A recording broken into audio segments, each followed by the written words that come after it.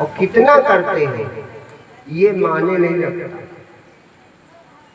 परमात्मा की भक्ति आप क्या करते हो और कितनी करते हो ये मायने नहीं रखता। आपको परमात्मा पे विश्वास कितना है ये मायने रखता। आप कितना करते हो और क्या करते हो ये याद रखो। भक्ति क्या है, आप कितना करते हो और क्या करते हो ये महत्वपूर्ण नहीं है। आपको भगवान में विश्वास कितना है ये महत्वपूर्ण। कितना दान किया, कितना जप किया, कितना तीर्थाटन किया, कितना व्रत किया, कितना वेद पुराण पढ़े, ये महत्व का नहीं है। ये हम नहीं करें ये ना करो, करो, लेकिन ये फलदायी तभी होगा भगवान पे आपका भरोसा कितना। भगवान है, भगवान है, इस बात का आपके हृदय में भाव कितना गहरा है। जैसे इस भजन में एक लाइन है, आज 4-5 दिनों से रोज भजन गा रहे हो। जीत गया प्रहलाद भरोसा और हारा कौन? हिरण्यकशिपु गया हारी।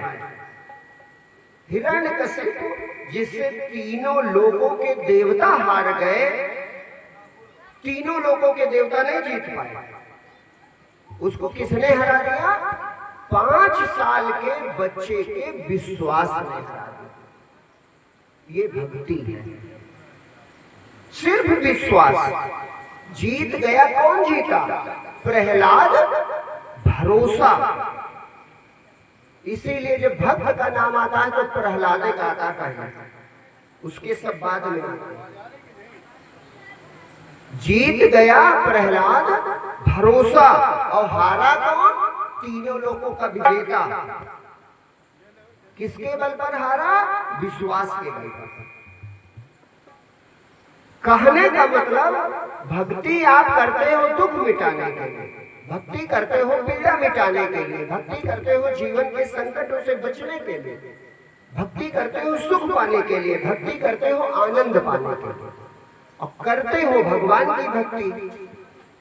ये बात को ध्यान से सुनो आप लोग। ये जो सत्संग है इसका फल तो भक्ति ही होगा भाई। सत्संग सहायक है। जैसे कथा भी आगे आएगी, सबरी जी से भगवान कहते हैं प्रथम भगत संतन कर संगा। माने भक्ति की शुरुआत करनी है तो सबसे पहले संतों के पास है। क्यों? क्योंकि भक्ति है क्या ये केवल संत जानते हैं। संतों के अतिरिक्त किसी को ठिकाना पता नहीं है। मनमानी भक्ति फलदायी होगी कि नहीं होगी ये भगवान जाने, आपका संस्कार होगा तो होगी। लेकिन सत्संग में जाकर आपको वो पता चलेगा, वो मार्ग, वो रास्ता कि भगवान कहाँ है, कैसे प्राप्त होते हैं। अगर आपका विश्वास बन रहा है तो भक्ति सफल होगी, और अगर विश्वास नहीं है तो चाहे जो करो वो सफल नहीं होगा। जैसे इस घटना में है कि प्रहलाद जो है उसे केवल विश्वास हो गया था। किस चीज पर? केवल एक चीज पर विश्वास हो गया था कि मारने वाला है भगवान, बचाने वाला है भगवान। कथा सुनी होगी, नहीं कथा सुनी होगी तो प्रहलाद जी की भक्ति पर एक पिक्चर भी बनी है, कुछ तो देखे होगा। तो उस कथा में जो लिखा है बहुत बड़ा कुछ नहीं लिखा है, केवल इतना ही लिखा है कि प्रहलाद एक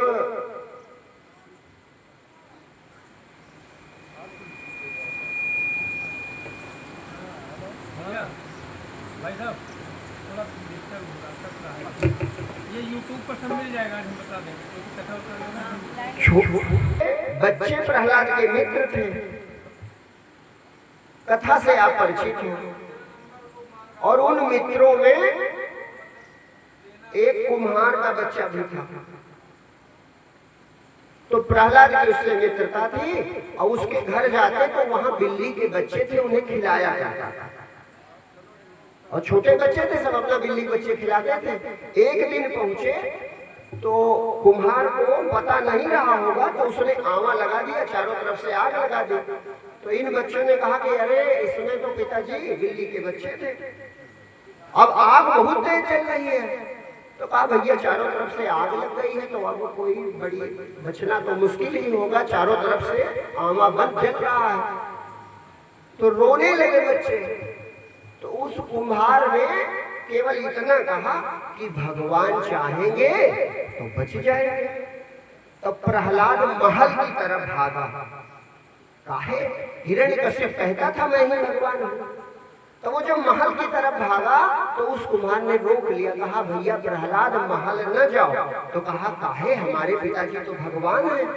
तो कहा तुम्हारे पिताजी भगवान नहीं है, भगवान जो है वो ब्रह्मांड व्यापी है। भगवान सब जगह, इतना तो हर आदमी सुनता है, कड़ में भगवान है, हर जगह में भगवान है। तो उस कुम्हार ने कहा भैया कुम्हार वो भगवान हर जगह है।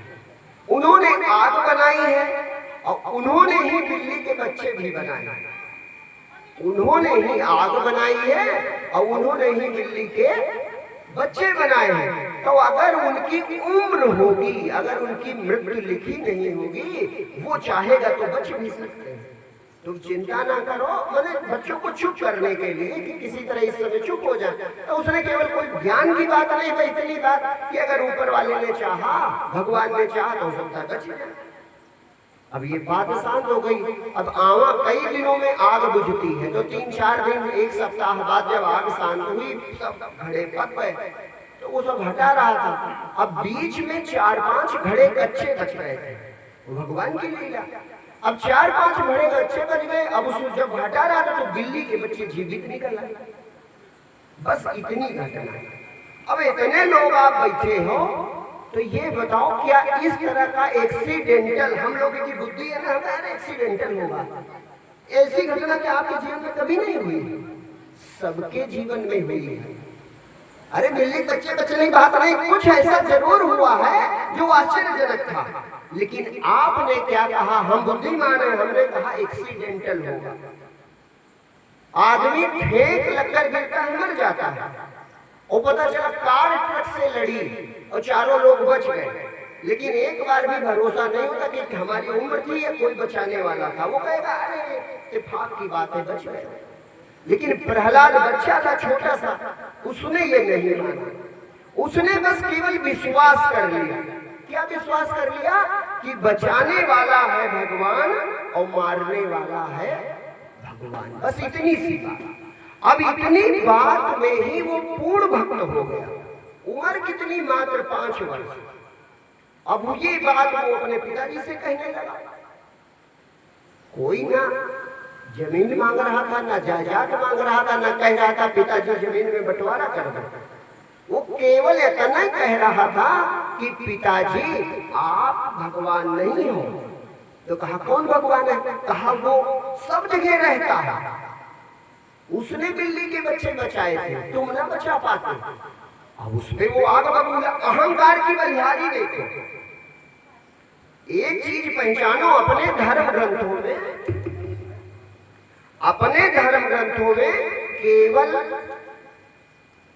केवल आदर्श नहीं बधारा गया है, सिर्फ आदर्श नहीं बधारा गया है, बल्कि व्यवहारिक उदाहरण भी है। केवल आदर्श के उदाहरण नहीं है, व्यवहार के भी उदाहरण है।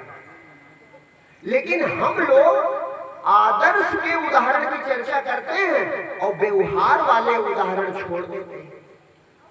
जैसे दशरथ राम भगवान के वियोग में प्राण त्याग देते हैं, ये आदर्श पिता का लक्षण है। लेकिन हिरण्यकश्यप छोटी सी बात के लिए अपने 5 साल के नासमझ बच्चे को मार डालना चाहता है। ये भैया अहंकार की बलिहारी है। उसी मतलब ग्रंथों में ही तो ये बात भी लिखी है कि देखो अगर आदमी अहंकारी है, मंच पर बैठकर रिश्तों की व्याख्या बड़े अच्छे आदर्श नहीं करनी चाहिए, सम्यक बात करनी चाहिए, संतुलित बात करनी चाहिए। और संतुलित बात ग्रंथों में लिखी है। लेकिन हम पूरी बात नहीं देखते। जैसे राम कथा में हमें उदाहरण मतलब याद आ गया। एक बार हमारे पास ही दो लोग बैठे थे, तो उनमें से एक व्यक्ति ने कहा कि गुरुजी आज जो है हमारा मुकदमा था तो हम जीत गए, कोर्ट से हमारे पक्ष में आया। तो हमने पूछा कैसा था, तो कहा अरे जायदाद का था हमारे भाई से। अब वो सत्संग में बैठा है, तो उसने कहा जायदाद का था हमारे भाई से। अब दूसरा जो बैठा था वो तो भाई सत्संग में भक्ते बैठे थे, तुरंत उसने कहा अरे राम राम, अरे राम राम, ये वो देश है जहां भरत और राम हुए और तुम भाई से मुकदमा। अब वो बेचारा खिसिया गया, वो शर्मा गया। काहे? जैसे उन्होंने कहा अरे वो भारत देश है जहां राम और भरत दोनों गेंद की तरह राज्य उछाल रहे हैं कि तुम ले लो, दोनों भाई राज्य फेंक रहे और तुम भाई से मुकदमा।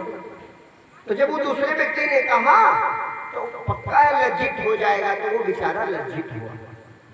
तो मैंने कहा उनसे जो ज्ञान बता रहे थे, मैंने उनसे कहा आप लोग भी इस बात सुनिएगा। मैंने उनसे कहा ये बताओ भैया, राम कथा में केवल राम ही भरत सगे भाई हैं कि कोई और भी है? तो वो चक्कर में पड़ गए कि गुरुजी तो इनके पक्ष में हो गए, गुरुजी तो इस मुकदमे वाले के पक्ष में हो गए कि मुकदमा लड़ा ठीक रहा है, मतलब कुछ कहना चाहता है। तो हमका ये बताओ राम कथा में राम ही भरत है कि कोई और है? तो उसका दिमाग जल्दी से काम नहीं किया।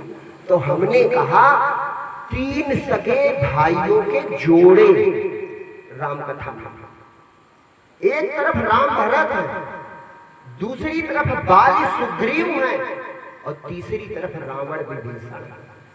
ये तीन गुणों के प्रतीक हैं। राम और भरत का जो संबंध है वो आदर्श है, वो सर्वोच्च है, वो सतोगुणी संबंध है। और बाली और सुग्रीव का जो भाई भाई का संबंध है वो व्यवहारिक संबंध है। बाली सुग्रीव में कोई लड़ाई नहीं थी। सुग्रीव खुद भगवान राम से कहता कि हमारे बाली भैया बड़े अच्छे थे, कहीं लड़ाई हो जाए तो हमारे भैया हमको पीठ के पीछे चढ़े और असुर को मार डालते थे, हमेशा रक्षा करते थे, बड़ा दुलार करते थे, भाई भाई में बड़ा प्रेम था। लेकिन भैया एक गलत फहमी हो गई। तो राम भगवान ने पूछा क्या हुआ? कहा एक बार एक असुर आया और उसने आक्रमण मुझ पर ही किया था। तो भैया को गुस्सा आया, उन्होंने तुरंत उसे दौड़ा लिया। अब बाली भैया बड़े बहादुर हुए तो उन्होंने दौड़ाया, वो राक्षस भागा, एक गुफा में घुस गया। तो जब गुफा में घुसा तो बाली भैया ने कहा कि तुम 1 महीने तक बाहर रुकना और अगर मैं वापस ना आऊं तो समझना असुर ने मुझे मार दिया, और नहीं तो हो सकता है मार के मैं आ जाऊं। तो सुग्रीव बेचारे बाहर का बैठे रहे। 1 महीना तो बीत गया, बाली ना निकला लेकिन खून की धारा निकली।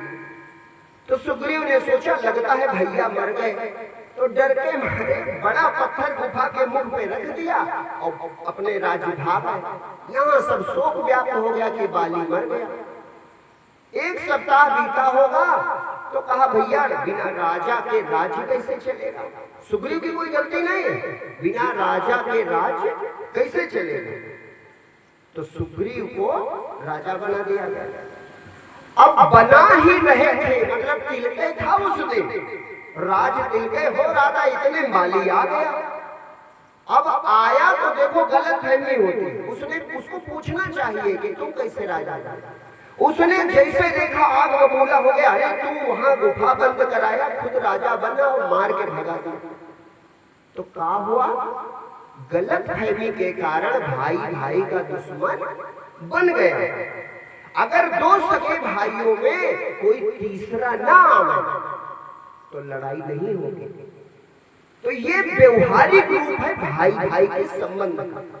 और एक तीसरा रूप भी है तमोगुणी। तमोगुणी कौन सा रूप है? कि एक आदमी है शराब पीता है, मांस खाता है, लोगों को मारता है, चोरी डकैती करता है और इतना आतंक है कि घर का कोई सदस्य बोल नहीं सकता। तो अगर ऐसा व्यक्ति है, तमोगुणी है, तो तो फिर विभीषण की तरह उसे त्याग देना चाहिए, क्योंकि जब पुलिस आएगी तो बचोगे कोई नहीं। वहां तनिक भी गलत नहीं है, पहले समझाना चाहिए कि भैया ये काम गलत है। मान लो छोटा भाई समझा रहा कि भैया ये काम गलत है, धर्म पर चलो, सत्य पर चलो, ईमानदारी पर चलो, ये काम आपका गलत है। और अगर वो छोड़ने को राजी ना हो तो ऐसे भाई को छोड़ देना चाहिए। ये रावण और विभीषण का संबंध हमको बताता है। तो कथा केवल आदर्श नहीं दिखाती, कथा व्यवहार भी दिखाती है। देखने की आंख नहीं बची है, इसीलिए हम कहते हैं अरे रामायण वाला आज अरे रामायण भरत नहीं, बाली सुग्रीव की तरह सबका व्यवहार है। हर भाई में मित्रता होती है, हर भाई में प्रेम होता है, हर भाई भाई पर मर जाना चाहता है। लेकिन जब उन दो के बीच कोई तीसरा सलाहकार आ जाता है और उनको मिलने नहीं देता, उनको भ्रम भी हो तो पूछने नहीं देता, पूछो ना, पूछो ना, हम काले देखे ना तुमका काली देख रहे हैं, तो फिर दूरी बढ़ती है। कहने का मतलब कि हर संबंध जो व्यवहारिक है वो हमारे ग्रंथों में है, समझने की बात। तो वहां जो हम बात कर रहे थे कि पिता और पुत्र से अच्छा संबंध कोई नहीं। पिता पुत्र के लिए सब कुछ दे देता है, अपना पूरा जीवन अर्पित कर देता है। माता पिता वो खाद बनते हैं जिस पर बच्चों की फसल लगती है, वो खाद बन जाते हैं माता पिता। लेकिन उसी ग्रंथों में ये भी लिखा है प्रहलाद, हिरण्यकश्यप जैसा पिता, प्रहलाद का कोई अपराध है और 5 साल का बच्चा है, कोई बड़ी उम्र भी नहीं है, न ये कह रहा पिताजी राज्य दे दो, आधी संपत्ति दे दो, केवल इतनी बात कि पिताजी तुम भगवान नहीं हो, भगवान कोई। अरे आजकल के हम लोग अच्छे भले कलयुग में पैदा हुए, अगर लड़का बात ना माने तो मार थोड़े डालेंगे कि मार डालोगे। कि तुम आम है, तुम कहो ये नीम है तो मार ही डालोगे का? कोई नहीं मार डालेगा। तो कलयुग का पिता फिर अच्छा, उस सतयुग का पिता नहीं अच्छा था। हुआ सतयुग में, लेकिन सतयुग में ऐसा पिता हुआ कि वो अपने बच्चे को केवल अपने अहंकार के कारण मार डालना चाहता है। सोचो अहंकार कितनी खराब चीज है। और एक और बात, उस परमात्मा का चमत्कार हर समय होता है, हर समय, लेकिन इसमें कुछ आवाज ठीक आ रही है, टी टी की आवाज नहीं आ रही, वो हमें भी बाधा दे रही है। अच्छा है, लेकिन अहंकार की बलिहारी देखो कि वो शत्रु है। और दूसरी चीज एक और इस घटना में देख सकते हो कि परमात्मा का चमत्कार होता है, लेकिन सिर्फ भक्त को दिखाई पड़ता है, क्योंकि उसका वो नजरिया है। और अहंकारी को हर चीज में एक्सीडेंट दिखाई पड़ता है। अरे एक्सीडेंटल होगा, अचानक हो गया होगा, ऐसा कभी कभी हो जाता है। वो अपने बेटे को मारने के 1000 प्रयास करता है और हर प्रयास फेल हो जाता है। कुछ प्रमुख प्रयास वर्णित हैं और उन प्रमुख प्रयासों में चमत्कार लिखा है, लेकिन हिरण्यकश्यप को चमत्कार नहीं दिखाई पड़ता। वो कहता बच गए होंगे, अब की बार मार देंगे। सबसे पहले बड़ी सरलता कहता देखो बेटा हमारा है और मारना अच्छा नहीं लगता। तो असुर होते कैसे? बेटा हमारा है, मारना अच्छा नहीं लगता। तो सैनिकों से कहता ऐसा तुम लोग ले जाओ, ऐसे कहीं मार के फेंक देना। अब वो सब ले गए। अब प्रहलाद 5 साल कोमल, वो रोने लगा तो सैनिकों को दया आ गई, उन्होंने छोड़ दिया। दूसरे दिन देखा महल में वो फिर टहल रहा, तो सैनिकों को बुलवाया, उसने कहा क्यों? तो आज टहल रहा। कहा अरे महाराज आप ही का लड़का। उन्होंने सोचा इनका बेटा है तो कुछ तो रहम दया करेंगे। अरे प्रभु काहे मार रहे हो आप? वो नासमझ है और रोने लगा, पैर पकड़ने लगा। तो हमने कहा छोड़ दे। कहा तुम्हें दया आई, मुझे नहीं आएगी, इन चारों के सर काट लो, चारों को मार दो। अब सारे सैनिक सहम गए कि भैया दूसरे दिन आदेश मानना। दूसरों से कहा कल जाओ, इसे कहीं पर्वत से छोड़ दो या किसी तरह मार दो। वो ले गए, पर्वत से छोड़ा और वो पता नहीं कैसे, जैसे कागज छत से छोड़ो तो गुरुत्वाकर्षण काम नहीं करता, वो धीमे धीमे गिरता है। बस इसी तरह वो धीमे धीमे गिरा, प्रभु की लीला नहीं होगी, वो बच गया। और फिर टहला तो सैनिकों से पूछा क्यों तुमने दया की थी? अरे प्रभु कल सजा देखी, हम काहे दया करें, हमने कोई दया नहीं की। तो प्रहलाद उस हिरण्यकश्यप को चमत्कार नहीं दिखाई पड़ा। फिर कथा में लिखा है बड़े विस्तार से, सर्पों में छोड़ा गया, विष दिया गया, पागल हाथी में छोड़ा गया, लेकिन हर बार वो बच जाता। और प्रहलाद को हर बार दिखाई पड़ता, उसका विश्वास बढ़ते जा रहा है। कौन सा? मारने वाला है भगवान, बचाने वाला है भगवान। लेकिन हिरण्यकश्यप को नहीं दिखाई पड़ रहा हर बार। अंत में वो ऊब गया। तो उसने कहा, उसकी सगी बहन होलिका थी, वो भी ब्रह्मा से वरदान प्राप्त की थी। ब्रह्मा जी से उसे वरदान मिला था आग में नहीं जलोगी। तो उसने कहा बहन ऐसा करो कि तुम इसे पकड़ के बैठ जाओ और हम आग लगा दें, और हो सकता है सैनिक दया करते हो, तुम मजबूती से पकड़ना ताकि जल जाए। अब आप कल्पना करो, कहा जाता है कलयुग बड़ा खराब है, कहा जाता है ना कलयुग बड़ा खराब है। आप कल्पना करके देखो कि आपके बहन का मतलब आपकी बहन हो और आप अपने लड़के को कहो मार डालो तो मारेंगे? और वो बुआ जी कितनी खतरनाक, होलिका जैसी बुआ कितनी खतरनाक है। कहा हाँ भैया हम बैठ जाएंगे। अरे अगर आजकल की होती कलयुग में भले पैदा, वो कहती भैया तुम मारो ना, हम अपने घर ले जा रहे हैं, वहीं पालेंगे और तुम छोड़ दो। लेकिन वो कितनी खतरनाक है। उन्होंने कहा बिल्कुल तैयार है, बैठ जाए। अब जब जकड़ के बैठ गई तो कोई रास्ता नहीं, तो उस परमात्मा ने ब्रह्मा जी से कहा कि ब्रह्मा जी क्षमा करना, ब्रह्मा जी क्षमा करना, आपका वरदान मैं नष्ट कर रहा हूं। क्यों? क्योंकि जो अपकार भक्त कर करई, राम रोष पावक सो जरई। ब्रह्मा जी ने हाथ जोड़ लिए, कहा प्रभु इसलिए थोड़ा हमने वरदान दिया था, बिल्कुल आप हमारा वरदान नष्ट कर दीजिए। होलिका जल गई, प्रहलाद बच गया, लेकिन अहंकारी की आंख नहीं खुली। यही स्वभाव होता है कि चमत्कार केवल भक्तों को दिखाई पड़ता है, अहंकारियों को उसमें भी लगता है कि ब्रह्मा बूढ़ा हो गया, हो सकता है वरदान झूठा हो। और उसी ब्रह्मा से खुद वरदान लिए बैठा, उन्हीं ब्रह्मा से खुद वरदान लिए बैठा। न दिन में मरे, न रात में मरे, न घर में मरे, न बाहर मरे, न 12 महीनों में मरे, न मतलब कितना बड़ा वो अपने बचने का, प्राण बचाने का वरदान मांगे। लेकिन सोच लिया ब्रह्मा पागल हो गए होंगे, बूढ़े हैं, वरदान में दम नहीं है। तीसरी बार का खंभे में बांध, आप कितना जानते हो, बांध कर कहता है बुलाओ अपने हरि को। लेकिन उसका विश्वास देखो, उसका विश्वास बच्चे का कितना बड़ा है कि वो डरता नहीं है, वो फिर भी मुस्कुराता है। वो कहता है पिताजी तुम नहीं मार पाओगे। वो और नाराज होता है, कहता बुलाओ फिर अपने हरि को। तो कहा हरि अगर मेरी उम्र होगी तो आएंगे, वो तुम में, हम में, खंभे में, सब जगह हैं। अगर समय, अगर हमारी उम्र शेष है तो जरूर आ जाएगा।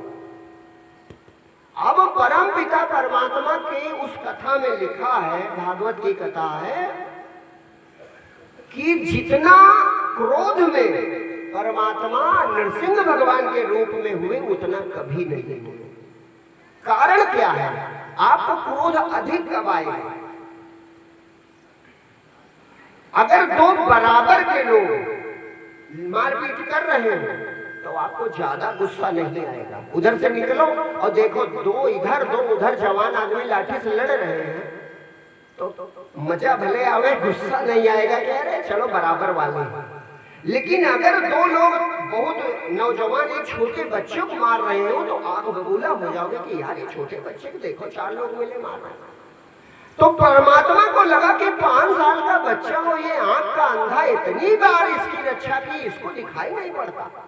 तो कहते हैं कि जब परमात्मा भगवान नरसिंह प्रकट हुए हैं तो उन्होंने हिरण्यकश्यप को मारा नहीं है, लिखा है क्रोध में फाड़ डाला, क्रोध में फाड़ डाला और फाड़ करके रक्तपान करने लगे। मतलब इतना क्रोध में कि रक्तपान करने लगे।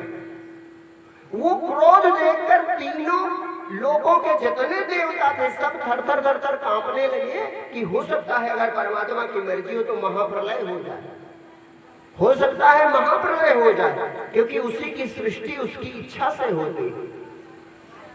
तो डरने लगे सब लोग, ये कथा में लिखा हुआ है। तो कहा क्रोध कैसे शांत होगा? तो कहा परमात्मा की एक गुण है प्रभु में। तो कहा कौन सा गुण है? तो कहा गुण ये है कि प्रभु असुर के प्रति उतने क्रोधी नहीं हो सकते भक्त के प्रति जितने दयालु होते हैं। ये भगवान का स्वभाव। असुर के प्रति उतना क्रोध भगवान कभी नहीं कर सकते जितना भक्त के प्रति उनकी दया उमड़ती। तो कहा ऐसा किया जाए, इसी बच्चे से कहा जाए। तो प्रहलाद से देवताओं ने प्रार्थना की। कहा भैया प्रहलाद तुम आगे जाओ भगवान के और उनसे प्रार्थना करो, जब प्रार्थना करोगे हो सकता है खुश हो जाए। प्रहलाद सामने गया और उसने हाथ जोड़े, अरे प्रभु आपने जीवन भर रक्षा की और आज आपने दर्शन दिया। जैसे प्रहलाद ने कहा, प्रहलाद को देखा बस गुस्सा प्रभु का गायब हो गया। हिरण्यकशिप का 100 फेंक दिया और वैसे रक्त सने दांत हैं, भेष भी नहीं बदला भगवान ने। उसी नृसिंह भेष में प्रहलाद को गोद उठा लिया, क्रोध उठा लिया, चूमने लगे। कहा प्रहलाद बेटा जो चाहो वरदान मांगो। प्रहलाद ने कहा प्रभु कोई वरदान हमें नहीं चाहिए, हमें कुछ नहीं चाहिए। और भक्त की यही खूबी है, जिसे कुछ नहीं चाहिए उसे ही सब कुछ मिलता है। और जो मांगता है वो उतना ही पाता है जितना मांगता है। लेकिन ये हमारी कमी है कि करोड़ों भक्त हैं और सबकी लिस्ट है, सबकी मांगने की सूची तैयार है कि हमें शिव जी से क्या चाहिए और नवरात्र में क्या मांगेंगे और सावन सोमवार बढ़ते रहेंगे तो क्या मांगेंगे और मंगल को अगर सुंदरकांड पढ़ लिया तो क्या मांगेंगे। सबकी सूची तैयार है। लेकिन जो असली भक्त हुए, जो सच्चे भक्त हुए, उन्होंने कुछ मांगा नहीं। प्रहलाद की उम्र 5 साल है और उसने कुछ नहीं मांगा। तो परमात्मा ने कहा कि प्रहलाद तुम्हें अभी संसार में मेरी भक्ति का प्रचार करना होगा और एक इंद्र के बराबर तुम्हारा धरती पर शासन है। एक इंद्र की उम्र जो होती है वो एक मनवंतर होती है। एक मनवंतर कहा जाता है कि चारों युग 64 बार आवे जाएं तो एक मनवंतर होता है। उस एक मनवंतर एक इंद्र का राज्य होता है। ब्रह्मा जी के एक दिन में 14 इंद्र सीट से बदल जाते हैं, तभी कहा जाता ब्रह्मा का दिन बहुत बड़ा होता है। तो इंद्र के बराबर माने 64 चतुर्युगियों तक प्रहलाद ने राज्य किया। और एक खूबी, प्रहलाद के अंदर एक अद्भुत गुण था। उस गुण का नाम है शील गुण। उस गुण का नाम है शील गुण।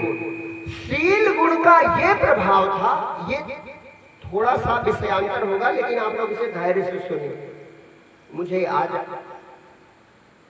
स्मरण में आ गई ये बात में शील गुण भगवान राम में कहा जाता है। सुना होगा भगवान राम में 2 चीजें हैं, शील सौंदर्य कहा नहीं जाता, शील निधान।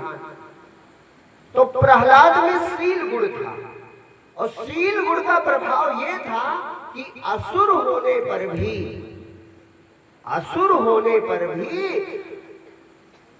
स्वर्ग का समस्त वैभव प्रहलाद के पास पहुंच गया। इंद्र का जो राज्य है और जो स्वर्ग है वो सूना पड़ गया, वैभवहीन हो गया। ये प्रभाव था प्रहलाद का, केवल भक्ति के बल पर। वो भगवान का अनन्य भक्त था। तो शील गुण, ये कथा लिखी हुई है, कथा लिखी है महाभारत में। सुनो थोड़ा धैर्य से, थोड़ी देर लगेगी लेकिन ये कथा आपके लिए बड़ी कल्याणकारी। एक बार जो है ये राजसू यज्ञ जब था युधिष्ठिर का, वो कहा है कि दुर्योधन गया तो दुर्योधन ने जहां पानी था वहां उसको जल थल दिखाई पड़ा, जहां थल था वहां जल, जहां पर ये घटना हुई थी द्रौपदी ने कहा था अंधे का अंधा पैदा होता। तो उस यज्ञ में जब दुर्योधन गया था तो वो जो इंद्रप्रस्थ था, इंद्रप्रस्थ बनाया था युधिष्ठिर ने, नया राज्य था और हस्तिनापुर बड़ा पुराना राज्य था। लेकिन जब दुर्योधन इंद्रप्रस्थ पहुंचा और उसके साथ ये घटना भी हुई तो वो चकित रह गया, तो वो वापस आया और वापस आकर के धृतराष्ट्र को बहुत डांटने लगा, अपने पिता को। तो असुरी स्वभाव था दुर्योधन का, तो पिता को डांटने लगा, कहा तुम 2 कौड़ी के राजा हो। अरे शब्द ये ना रहे होंगे लेकिन उसने मतलब कड़वी बातें कही, कहा तुम्हारा बेकार है राजा होना। कहा क्यों? तो कहा अरे हम युधिष्ठिर के पास गए थे, आज उसके यहाँ यज्ञ था, तो जितना वैभव उसका है धरती पर किसी राजा के पास नहीं, और उसका अभी थोड़े दिनों का राज्य है, और हस्तिनापुर इतना पुराना है, तुम कंगाल लगते हो उसके सामने। धृतराष्ट्र से कहा तुम उसके युधिष्ठिर के सामने कंगाल दिखाई पड़ते हो, वो इतना वैभवशाली कैसे हो गया? तो धृतराष्ट्र रोने लगा। वो ज्ञानवान बहुत था धृतराष्ट्र, वो भी मतलब नीतियां जानता था। तो धृतराष्ट्र ने कहा ये बिटिया बात ना करो तुम लोग, ये जो हम कह रहे हैं इसे सुनो, ये तुम्हारे भी काम का है। बहुत ऊंचा ज्ञान नहीं सुना रहे, कहानी सुना रहे, उसे सुन लो। कहानी में हो सकता है कुछ तुम्हारे काम की चीज निकल आए, बात ना करो। हमारा चित्त भ्रमित होता है, ये बेचारे सुन रहे हैं, इनका भी चित्त भ्रमित होता है। सत्संग में आए थोड़ा मन लगा, अगर नहीं अच्छा लगेगा तो फिर हम बंद कर देंगे। थोड़ी देर सुन के देखो, हो सकता है अच्छे लग जाए, ठीक है? हाँ, थोड़ी देर सुन के एक चीज याद रखो, एक चीज, तुम सब अभी बच्ची हो तो एक चीज याद रखो कि जिससे उन्नत होगी, जिससे उन्नत होगी वो काम तुम्हारे मन का नहीं होगा, और जिससे अवनत होगी वो काम तुम्हारे मन का होगा। ये बताओ आल्हा अच्छा है कि गीता अच्छी है? इतने लोग बैठे हो, उत्तर दो। आल्हा अच्छा है कि गीता अच्छी है? बताओ।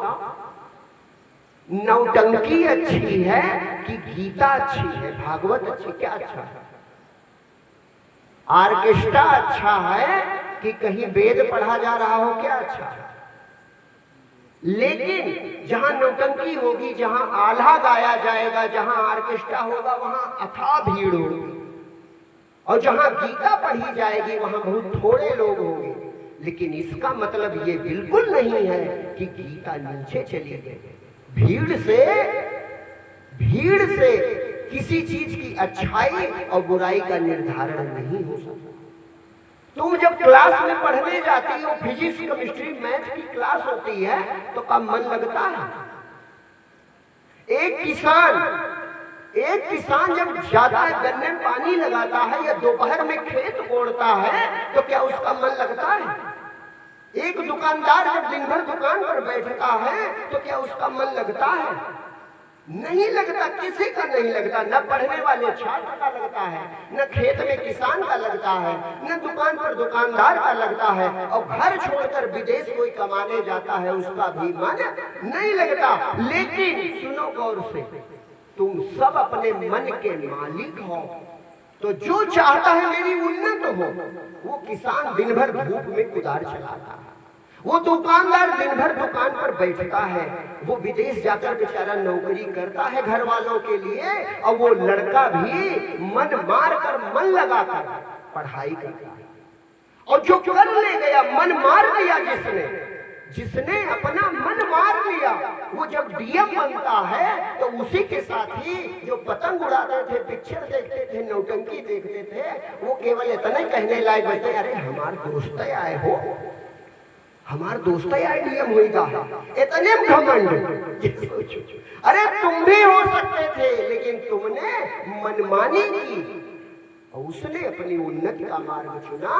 तो इसलिए उन्नति की जो बात होगी, जिसमें आपका विकास होगा, वो बहुत मीठी बात नहीं होगी, वो मन की बात नहीं होगी। उन्नति की बात में मन के विपरीत दिखाई पड़ता है, केवल दिखाई पड़ता है, लेकिन परिणाम बड़ा सुखदायी है। तो जब दुनिया में ये है, तो भक्ति तो सर्वोच्च कल्याण की वस्तु है। तो भक्ति आपके मन की नहीं होती है। भगत करे कोई सूरमा लाज धर्म कुल खोए, भक्ति बहुत ऊंची चीज है। अगर तुमने भक्ति कर ली तो कुछ करने की जरूरत नहीं है। एक भक्त युग बदल देता है। इतने लोग बैठे हो, अभी कहें गर्व से क्या कह सकते हो, अरे विवेकानंद हमारे थे कहोगे, लेकिन विवेकानंद बनने के लिए बहुत बड़ा त्याग चाहिए, बहुत बड़ी तपस्या चाहिए। वो छोटा ही था तो रामकृष्ण के हाथों बिक गया। विवेकानंद एक बार बैठे थे और रामकृष्ण को कैंसर था, घड़ा घड़ा भर टूटी मटकी उतना उतना कफ थूक गिरता था। तो एक बार महेंद्रनाथ गुप्त एक नाम था, उनके गुरु भाई थे, और कई 4, 5, 10 लोग बैठे थे। तो जब रामकृष्ण परमहंस को वो गिरने लगा, मतलब खून गिरे, कफ थूक गिरे, तो वो सब नाक मुंह बंद करने, वो सब नाक मुंह बंद करने लगे। तो ये नरेंद्र नाम था, बैठा था। तो इसने देखा कि गुरुजी से ये सब घटना करते हैं, तो वो खप्पर जो पीब मवाद और खून भरा हुआ जो कफ थूक वो था, वो पूरा विवेकानंद ने पी लिया, पूरा पी लिया। अरे वो ब्रह्म ज्ञानी थे परमहंस जी, जैसे देखा इसका इतना प्रेम, बरस गए, आशीर्वाद बरस गए। कहा बेटा तुम्हारा विश्व में नाम होगा, विश्व में नाम होगा। और मात्र 35 वर्षों में उन्होंने वो कर दिया कि लगता है कोई सतयुग का व्यक्ति होगा। तो भैया भक्ति बहुत ऊंची चीज है। भक्ति जिसके जीवन में है वो जो चाहेगा कामना पूरी कर लेगा। अभी कल या परसों मैंने धर्म का सच्चा रूप बताया था, अगर किसी ने सुना होगा। माता पिता की बात मानो, गुरु की बात मानो। माता पिता गुरु ही तुम्हारे देवता हैं सबसे पहले। मातृ देवो भव, पितृ देवो भव, आचार्य देवो भव, ये 3 देवता तुम्हारे सबसे पहले हैं। बच्चों को धर्म करना चाहिए, तब अर्थ माने रुपया लाने का रास्ता अपने आप बन जाता है। हमने उस दिन समझाया था, इनको भगवान मानो, इनको परमात्मा मानो, क्योंकि यही तुम्हारे परमात्मा है। और अगर इनकी बात मानोगे तो जो चाहोगे वो पद पा जाओगे, जो चाहोगे वो धन प्राप्त कर लोगे, जो सुख चाहोगे वो मिल जाएगा। इतनी शक्ति है इसमें, तो गंभीरता से सुनो। सत्संग कोई मनोरंजन नहीं है, सत्संग तुम्हारे जीवन की उन्नति का मार्ग बताता है। खूब ध्यान से सुनो हमारी बात। सबसे आसान तरीका होता है, किसी संत के पास गए तो मूर्ख बनाने का। कहा सोचेंगे बहुत बड़ा महात्मा, मन बड़ा साधक है, कहा कहेंगे बाबा ये बताओ भक्ति में मन काहे नहीं लगा। अब हमारे पास जो जो गया है वो अब दोबारा हमसे नहीं पूछता। जितने लोग हमारे पास गए वो नहीं पूछते, क्योंकि हमने जो उत्तर दिया दोबारा वो नहीं पूछते। हम उनसे पूछ लिए कि ये बताओ कि जाड़े की रात में आदमी फसल रखाता है, हमारे उधर जानवरों से, तो क्या उसका मन लगता है? तो कैसे मन लगाया? क्योंकि पता है फसल नहीं होगी तो बच्चे भूखे रहेंगे, तो मन लग गया। इसका मतलब ये सबसे झूठी बात है कि मन नहीं लगता। मन तुम ही हो, जहां चाहो वहां लगाओ। जब तुम्हारा मन नहीं होता तब कह देते हो मन नहीं लगता। और एक खूबी सुनो, ये जो हम उदाहरण कह रहे हैं ये मिलेंगे नहीं तुमको। एक और खूबी सुनो, जब मन लगता है, गौर से सुनो उदाहरण, जब मन लगता है तो थकान नहीं होती। कैसे? क्रिकेट लड़के खेलने वाले इसमें बहुत होंगे, नहीं होंगे तो जानते जरूर हो। तो क्रिकेट का खेल हो, खूब धूप खिली हो, खूब घाम हो, और ऐसा करो कि एक बैटिंग करे, 11 मजदूर लगाओ। मजदूर 3-3, 400 रुपए वाले मजदूर लगा, तो खेल होगा? अगर उसने बाल फेंकी भैया धुआं बहुत है, मार दिया तो आराम से जाएगा धीमे धीमे। अरे इतना ना परेशान करो, बूढ़ा आदमी है लाहिक है, तो खेल होगा नहीं होगा। माने परिश्रम कम होगा। और जैसे वो समय होगा भैया आप भूखे हो गए, अब छुट्टी चाहिए, अब हमें ये लाओ, माने खेल होने वाला। अच्छा जो लड़के खेलते हैं उनका मन लगता है तो बिजली की तरह दौड़ते हैं, बिजली की तरह, और कोई शिकायत नहीं कि धूप है कि दौड़ना है कि थकान है। माने कर्म अधिक हो रहा है, गौर से सुनो, कर्म अधिक हो रहा है लेकिन थकान नहीं आ रही है, उत्साह बढ़ रहा है। क्यों? क्योंकि मन लगता है। यानी ये पहचान हो गई, ये कसौटी हो गई कि अगर आपका मन लगेगा किसी काम में तो उसमें थकान नहीं होगी। थकान तब होती है जब तुम्हारा किसी काम में मन नहीं लगेगा। तो भक्ति में या अपने जो भी तुम्हारा लक्ष्य है उसमें मन लगे। अगर अपना हित देखोगे तो मन लग जाएगा। जब उम्र बीत जाती है तब आदमी समझ पाता हमारा हित कहाँ था, तो मन सब लगाने लगते हैं। जो पढ़ाई नहीं कर सकता वो बेचारा जीवन भर मजदूरी कर लेता है, दूसरे की मजदूरी करता है, जहां अपमान सहता है। लेकिन जब पढ़ने का समय था, पिताजी कह रहे थे पढ़ो, तब मन नहीं लगता था। और अब दूसरे के खेत में जाके काम कर रहा है, लेकिन अब मन लग रहा है। काहे? अब जानता है मन नहीं लगाएंगे तो खाएंगे का। तो इसलिए ये बहाना नहीं होना चाहिए कि मन नहीं लगता। बस केवल लक्ष्य प्राप्त सोच लो, पहले निर्धारित कर लो कि ये पाना है, और फिर पूरे मन से जुट जाओ तो जरूर सफल होगा। तो मैं कह रहा था, कौन सी बात थी, बात बदल गई, किसी को याद है? कोई नहीं बता पा रहे। हाँ, सील गुड़ की बात हो रही थी, बात हो रही थी सील गुड़ की, कि दुर्योधन जो गया वो अपने पिता को डांटने लगा। उसने कहा कि देखो युधिष्ठिर का छोटा सा नया राज्य और वैभव इतना है कि तुमसे 100 गुना ज्यादा है, और तुम बिल्कुल बेकार राजा हो। इतना पुराना हस्तिनापुर है लेकिन तुम्हारे पास वैभव नहीं। तो धृतराष्ट्र जो था वो नीतज्ञ था। अब गौर से सुनो तुम लोग, ये बातें जो कह रहे हैं इसे को सुनो गौर से, इसमें बहुत बड़ा बहुत कल्याण की बात है। उसने कहा कि धृतराष्ट्र रोने लगा, और रोते हुए कहा बेटा जो युधिष्ठिर के पास है वो न हमारे पास है और न तुम्हारे पास। तो दुर्योधन फिर एकदम से गरजा, अरे ऐसा कैसे हो सकता है, कौन चीज नहीं, बताओ हम छीन लाए, जाके वही ले आए पहले।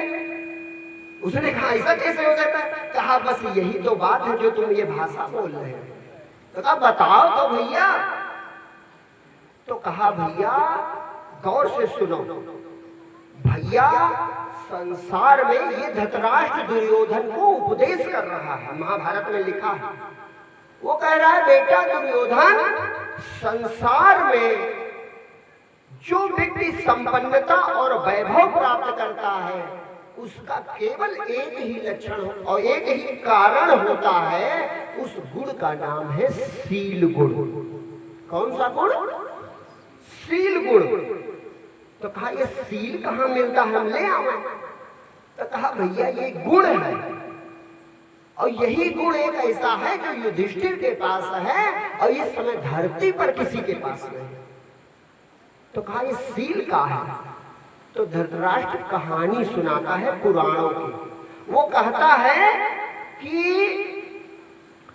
सतयुग में प्रहलाद हुए हैं, दैत्यराज प्रहलाद, उनके पास सील गुण था, और सील गुण होने के कारण प्रहलाद जी इतना वैभवशाली हुए कि इंद्र दरिद्र हो गया।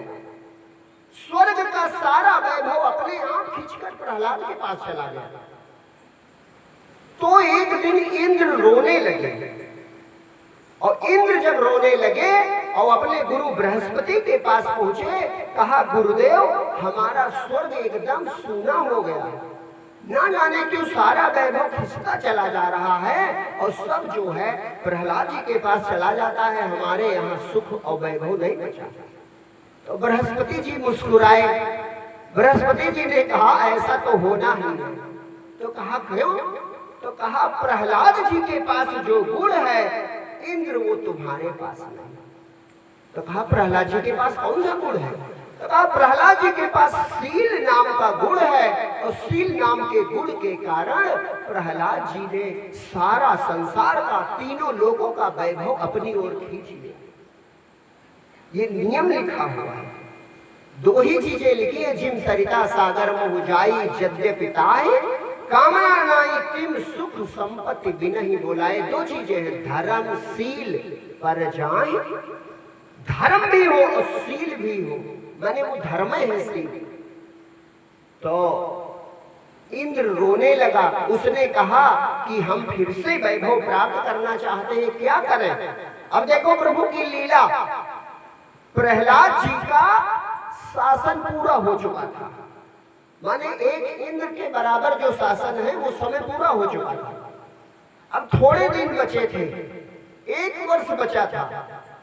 तो इंद्र कहने लगा कि गुरुदेव हम अपने स्वर्ग का वैभव वापस चाहते हैं, कैसे मिलेगा? तो कहा अरे इसमें कौन कठिनाई है, तुम शुक्राचार्य जी के पास जाओ, वो प्रहलाद जी के गुरु हैं और उनकी आज्ञा से युक्ति पूछ लो। तो इंद्र शुक्राचार्य जी के पास गया।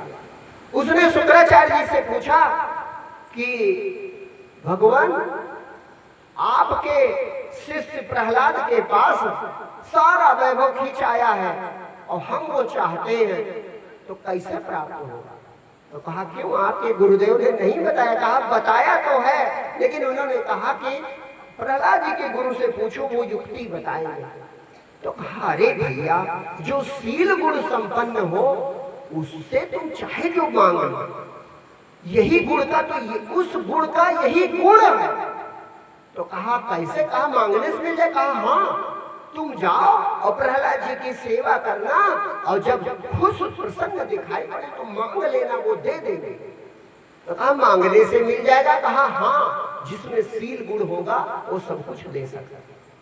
तो इंद्र गए और लिखा हुआ है 1 वर्ष तक, 1 संवत तक प्रहलाद की सेवा की। सेवा करते रहे। प्रहलाद जी देखे तो मुस्कुराए, कहे इंद्र बार बार पूछे कि तुम क्या चाहते हो, क्या चाहते हो? तो एक दिन बैठे थे सिंहासन पर, और एक सुनिए गौर से, वो उनके शासन काल का अंतिम समय था, माने वो 1 इंद्र का बराबर इस समय पूरा हो चुका था। तो प्रहलाद जी बैठे हुए थे। तो प्रहलाद जी ने इंद्र से कहा कि मैं देख रहा हूँ आप मेरी बड़ी सेवा करते हैं, तो क्या चाहते हो? तो इंद्र ने रोते हुए कहा भगवान आप अंतर्यामी हो, जान सकते हो मैं क्या चाहता हूँ। तो कहा अरे बताओ तो कहा प्रभु हमारा स्वर्ग जो है वो सूना हो गया, सारा वैभव आपके पास आ गया है, तो मैंने सुना है सील गुण कोई होता है, वो सील गुण आप मुझे दे दीजिए। तो देखो प्रहलाद जी की खूबी, सील गुण का अर्थ क्या होता है ये मैं अभी बताऊंगा, तो जानोगे कि सील कहते किसको। तो प्रहलाद जी ने कहा अरे इसमें तो 1 साल की सेवा की, आते ही बता देते, मैं तो तुरंत दे देता, मैं गुण लेकर क्या करूंगा, गुणों से मेरा क्या लेना देना। वो बैठे और संकल्प किया मेरे अंदर अगर कोई सील गुण हो तो वो इंद्र को मिल जाए। जैसे संकल्प किया तो अत्यंत सूर्य के समान दे दीप्यमान एक प्रकाश निकला और वो आकार साकार था। तो प्रहलाद जी ने पूछा आप कौन हैं? तो उसने कहा मैं सील हूं, मैं सील हूं। तो कहा ठीक है आप इंद्र के पास चले जाओ। तो वो सील गुण इंद्र के शरीर में समा गया। अब जैसे सील निकला, शोर से सुनना, बस दूसरा वैसा ही प्रकाशमान तत्व निकला। प्रहलाद जी ने पूछा आप कौन हैं? तो कहा मैं सत्य हूं। तो कहा आप? कहा जहां सील होता है मैं वही रह सकता हूं, आपने सील का त्याग कर दिया, अब आपके हृदय में सत्य नहीं रह सकता। तो वो भी चला गया। जैसे सत्य गया बस उतना ही तेजवान एक और शरीर निकला, तो वो स्त्री शरीर था। तो प्रहलाद जी ने पूछा कि आप कौन हैं? तो कहा मैं दया हूं। कहा मैं दया हूं। तो कहा आप भी चले जाओगे? तो कहा हाँ, जहां धर्म होता है वहीं दया रहती है, इसलिए अब आपने धर्म का त्याग कर दिया, इसलिए मैं भी सत्य का त्याग कर दिया, इसलिए मैं भी जा रहा। इतने में एक और पुरुष तेजस्वी निकला। तो कहा आप कौन है? तो कहा मैं धर्म हूं। तो कहा कि आप भी चले जाओगे? तो कहा हाँ, जहां सत्य होता है और जहां दया होती है वहीं धर्म होता है, और जहां सत्य नहीं, जहां दया नहीं, वहां धर्म नहीं होता। तो वो धर्म रूपी जो आकार था वो भी इंद्र में समा गया। और जब ये चारों चले गए तो एक अत्यंत चांदी के समान, चंद्रमा के समान प्रकाशमान स्त्री निकली। प्रहलाद ने पूछा देवी आप कौन हो? तो उसने कहा मैं लक्ष्मी हूँ। तो कहा कि आप ही जा रही हो? प्रहलाद को चाहिए मुस्कुराते हुए देवी आप ही? कहा हाँ, जहां दया होती है, जहां धर्म होता है, जहां सत्य होता है वहीं मैं रहती हूँ। आपने इनका त्याग कर दिया, अब आपके पास मैं नहीं रहूंगी। तो जहां शील है वहां सत्य है। चौपाई सुनी होगी, धर्म न दूसर सत्य समाना।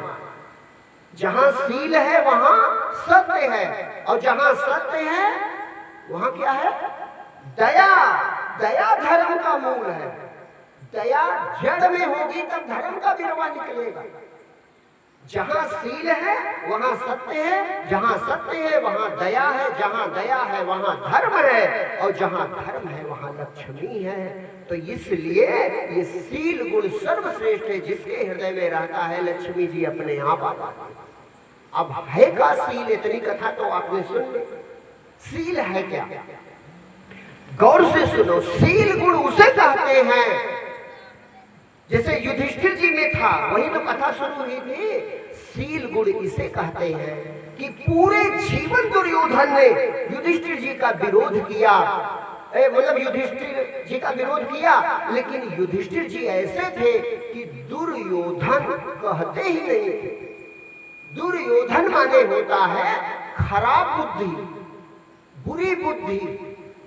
तो युधिष्ठिर जी कभी दुर्योधन नहीं कहते थे, इतने दयालु थे। वो हमेशा कहें भैया सुयोधन। सुयोधन माने अच्छी बुद्धि। कहने का मतलब शील उसको कहते हैं कि तुम किसी को, देखो एक उदाहरण से समझ जाओगे, ऐसे समझ नहीं पाओगे। तुम किसी को रुपया दो, गरीब है कपड़ा दे दो। रुपया दे दो और गरीब है कपड़ा दे दो, उसका घर बनवा दो, इतना करो। और इसके बावजूद अगर एक दिन, मतलब इतना आपने किया और वो धन्यवाद ना दे, एक दिन गाली दे दे आपको। एक दिन कहा अरे 2 कौड़ी का आदमी है, दिया हुआ कुछ नहीं, सब कमीशन खा गया। अगर वो गाली दे देगा तो आप नाराज होगे कि खुश होगे? पक्का है नाराज होगे। लेकिन शीलवान जो होगा वो उस पर भी, इतने पर भी, माने धन दिया, जमीन दी, घर बनवाया, लेकिन अगर उस व्यक्ति ने गाली दी तो शीलवान जाकर क्षमा मांगेगा, भैया आपने आज गाली दे दी, कोई हमारी गलती होगी, वो गलती बताओ। मैंने दिया जरूर है, दान जरूर किया है, सेवा की है, लेकिन अगर वो गाली देगा तो वो नाराज नहीं होगा। शील गुण वाला जाएगा और प्रणाम करके कहेगा भैया आज आपने हमें गाली दी थी, तब कोई कमी होगी, गलती होगी, वो गलती बताओ ताकि मैं सुधार कर लूं। आप बताओ, जो ऐसा बोल देगा वो बिना मोल खरीद लेगा कि नहीं खरीद लेगा? बिना मोल खरीद लेगा, माने प्रेम से जीत लेगा। और जो प्रेम से संसार को जीत लेता है उसका कोई शत्रु नहीं होता। यही गुण भगवान राम में है, यही गुण युधिष्ठिर जी में है, यही गुण प्रहलाद जी में है, और यही गुण आप में भी होना चाहिए। लोग दान तो कर देते हैं, लेकिन अगर दान लेने वाला थोड़ा भी कह दे अरे ये कपड़ा ठीक नहीं है, आप कपड़ा दान करो, और पंडित जी कह दे कि कपड़ा ठीक नहीं है, तो आप नाराज हो जाओ। लेकिन अगर युधिष्ठिर जी होंगे तो वो क्षमा मांगेंगे कि भैया ये कपड़ा वापस करो, जैसा कहो वैसा देंगे, गलती हो गई क्षमा करो। शील गुण का केवल एक लाइन में अर्थ है कि तुम केवल अच्छाई करो, केवल अच्छाई करो, और कोई बुरा करे फिर भी अच्छाई करो, फिर संसार में सबसे ज्यादा ऊंचा पद तुमको मिल सकता है। जो चाहोगे पा जाओगे। क्यों? क्योंकि तब यह प्रकृति उसी की ओर वैभव मोड़ देती है। ये जो प्रकृति है ये संसार का सारा सुख उसकी ओर मोड़ देती है, जिसके अंदर ये भाव होता है। ये बहुत ऊंचा भाव है। जैसे कर्म होते हैं तो इन्हें सुना होगा, कर्म प्रधान विश्व करि राखा, जो जस कीन सो तस फल चाखा। तो तुम देखते हो कि कर्म कोई बड़ा कठोर करता है और गरीब है। उस दिन कहा था कोई कर्म नहीं करता है फिर भी अमीर है। क्या कारण है? उब रहे तो कथा शुरू कर दे। ये बातें जरूरी है, ये तुम्हारे काम की है, कथा भी कहेंगे। ये रहस्य सुन लो। कर्म प्रधान विश्व करि राखा, जो जस कीन सो तस फल चाखा। तो रिजल्ट विपरीत क्यों दिखाई पड़ता है दुनिया में? इसका कारण सुनो। कर्म 3 लेवल पर, 3 स्तरों पर होता है। कौन कौन से? कायिक, वाचिक, मानसिक। शरीर से कर्म, वाणी से कर्म और मन से कर्म। तो जो शरीर से कर्म होता है ये सबसे लो लेवल का है, मतलब निचले स्तर का। तो जो शरीर से किसी के परहित करता है, 2 चीजें हैं। अष्टादश पुराणेषु मुनि व्यासस्य वचनम द्वे, परोपकाराय पुण्याय पापाय च परपीडनम। का 18 पुराणों में व्यास भगवान ने 2 बातें कही हैं। अगर भैया आपके द्वारा किसी दूसरे का अहित हो रहा है, किसी दूसरे को दुख पहुंच रहा है, तो आप पाप कर रहे हो और पाप का परिणाम दुख होगा। अगर आपके द्वारा किसी को सुख मिल रहा है तो आप पुण्य कर रहे हो और पुण्य का परिणाम सुख होगा। बस इतने सूत्र है जीवन का। लेकिन इसमें 3 स्तर है, वो सुनो गौर से। आपने धन किसी को दे दिया, आपने किसी को धन दे दिया, गरीब देखा, उसने कहा भैया हमें दवाई के पैसा नहीं है, अखंड भैया दे दो। तो आपने दे दिया 2000 रुपया, दे तो दिया, लेकिन अगर वो आपके विपरीत कोई भाव दिखाएगा तो अंदर गुस्सा आ जाएगा, है ना? लेकिन एक दूसरा है, उससे ऊंची बात। कौन सी ऊंची बात? यह है कि मन से सोच लो। का सोच लो? कि भगवान प्रभु ऐसी दया करो कि इसको निरोग करो। प्रभु ऐसी, गौर से सुनो ये बात, प्रभु ऐसी दया करो कि इसे निरोग बना दो। तो आपने अनंत गुना पुण्य कमाया। एक अमीर आदमी गरीब को रुपए देता है, लेकिन मन से नहीं सोच सकता कि बेचारे की गरीबी मिट जाए। वो अगर ये सोच ले, रुपया दे चाहे ना दे, केवल हृदय से प्रार्थना करे कि हे प्रभु आपने हमें अमीर बनाया है तो इसकी भी गरीबी मिटा दो, तो उसकी मिटे चाहे ना मिटे, वो कभी गरीब नहीं होगा। क्यों? क्योंकि जब तुम हृदय से दूसरे का भला चाहते हो, हृदय से दूसरे का भला चाहते हो, तो तुमसे सुंदर हृदय किसी का नहीं। और सुंदर हृदय जिसका है वहां परमात्मा निवास करता है, और जहां परमात्मा निवास करता है वहां परमात्मा की माया सेवा करती है। इतना याद आता है। हृदय जिसका निर्मल है, शुद्ध है, उसके हृदय में भगवान बसते हैं, और जिसके हृदय में भगवान बसते हैं वो मायापति जहां निवास करेंगे, माया वहां चारों तरफ घेर के खड़ी रहेगी, घेर के खड़ी रहेगी। हाथ जोड़ के आज्ञा मांगे कि ये आदेश करो प्रभु क्या चाहिए। इसी राम कथा में एक प्रसंग आता है कि जब जंगल पहुंचते भरत जी मनाने, पूरी अयोध्या, पूरा जनकपुर, तो भरद्वाज जी का केवल एक कुटिया है, लेकिन उन्होंने मन में सोचा, केवल मन में सोचा कि प्रभु ये जो आए हैं सब राजा महाराजा हैं, तो इनकी सेवा हो जाए। तो कहते हैं कि वहां वो महल बन गए, वो वैभव हो गया, वो भोग विलास की सामग्री आ गई, वो दास दासियां आ गए जो ना अयोध्या में थे, ना जनकपुर में थे, और ना इंद्र के पास थे, तीनों जगह नहीं। ना अयोध्या में थे, ना जनकपुर में थे, ना स्वर्ग में थे, वो व्यवस्था वहां हो गई। लिखा ये है कि जो भगवान को भुलाने जा रहे थे वो भूल ही गए, हम जा कहां रहे। केवल एक व्यक्ति को याद रहा, उसका नाम था भरत, क्योंकि वो प्रभु के प्रेम का अवतार है। भरत केवल बाहर बैठे रहे। लिखा है दोहा, संपत्ति चकई भरत चक मुनि आय सुखेलवार। मुनि के लिए, भरद्वाज के लिए क्या था? खिलवाड़ था।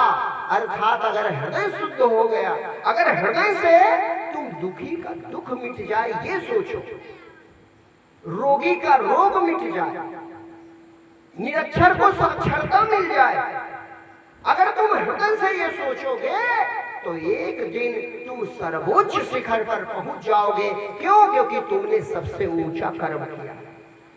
जिनको तुम ऊंचाई पर देखते हो, जिनको भैया तुम ऊंचाई पर देखते हो, उनके पास जाओ, उनके पास जाओ, उनसे पूछो, उनसे बातें करो, तो तुम पाओगे उनका हृदय बहुत सुंदर है। उनका हृदय बहुत, एक एक खिलाड़ी ऐसा जिसने गरीब बच्चों के लिए करोड़ों दान किए हैं, एक एक गांव गोद ले लिया है, अनाथ बच्चों के लिए बहुत दान करते हैं। उनका हृदय इतना सुंदर है, इसीलिए भगवान उनको बहुत वैभव दिए हुए। तो ये कर्मों का सिद्धांत जो है, ये 3 स्तरों पे काम करता है। शरीर से तुमने सेवा की, बड़ी अच्छी बात है, उसका भी पुण्य है। विचारों से तुमने कुछ किया, उसका भी पुण्य है। लेकिन अगर मन से सोच लिया, जैसे अपने यहाँ मन से क्या सोचो, सर्वे भवन्ति सुखिना, ये हमारे संतों ने सोचा। इसलिए नहीं सोचा कि वो हमारे पराये हैं, इसलिए सोचा वो हमारे अपने हैं। जैसे एक पिता जड़ में रहता है तो पूरे परिवार का सुख चाहता है, पिता सोचता है पूरा परिवार सुखी हो, इसी तरह संत सोचते हैं पूरा संसार सुखी हो। सर्वे भवन्ति सुखिना सर्वे सन्तु निरामया सर्वे भद्राणि पश्यन्तु। ये जो भाव है, ये आपको सर्वोच्च बना सकता है। हृदय इतना सुंदर रखो, हृदय इतना पवित्र रखो, हृदय इतना निर्मल रखो, देखो काम बन जाए। लेकिन ये भाव होना भैया कठिन है, कहना आसान है, लेकिन होना कठिन है। एक आदमी किसी को दान कर सकता है, किसी की सेवा कर सकता है, लेकिन हृदय से सोचे कि इसकी उन्नति हो जाए, ये बहुत दुर्लभ है। और जिसका मन मैला है, जिसका हृदय गंदा है, हृदय में ईर्ष्या है, हृदय में प्रसन्नताप है, हृदय में जलन है, हमारा लड़का तो दरोगा हो जाए लेकिन पड़ोसी का फेल जरूर हो जाए, हमारे खेत में तो पैदा हो लेकिन बगल वाले का न पैदा हो, तो अगर ऐसा भाव है तो तुम्हारी उल्टी हानि होगी, तुम्हारे गड़बड़ होगा, उसका ठीक हो जाएगा। क्यों? क्योंकि तुम उसका पाप छीन रहे हो। तुम जिसकी निंदा करते हो उसके पाप ले लेते हो, जान नहीं पाते। तुम जिसकी निंदा करोगे उसका पाप अपनी तरफ ले लेंगे। इसीलिए निंदा कभी नहीं करनी चाहिए, किसके कर्म वो अपना जाने। लेकिन यहाँ होता उल्टा है।